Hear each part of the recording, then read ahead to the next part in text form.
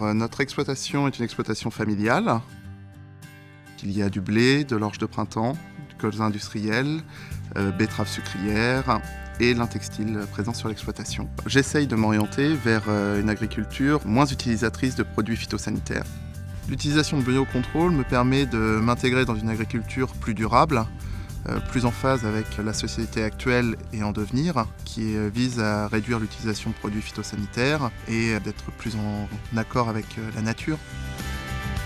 Ce qui a changé dans ma démarche fongicide colza, c'est de passer d'un fongicide de synthèse classique à une association entre un produit de biocontrôle naturel et une petite dose de fongicide de synthèse dans une démarche d'optimisation de ma culture de colza. J'ai mis en place un essai d'une parcelle menée en biocontrôle et une parcelle en conventionnel. Donc, la parcelle en biocontrôle a eu un effet visuel bien supérieur à celle menée en conventionnel.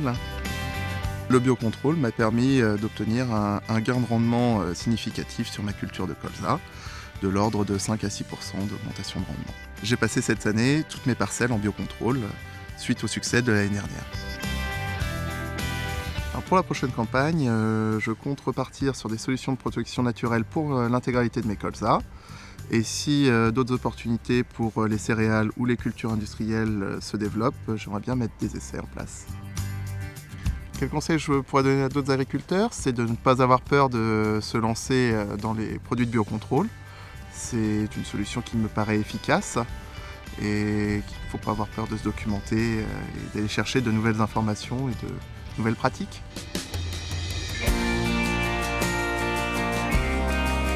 Vous venez de regarder Culture Champ. Rendez-vous le 5 novembre pour suivre le webinaire Bayer en partenariat avec Ternet.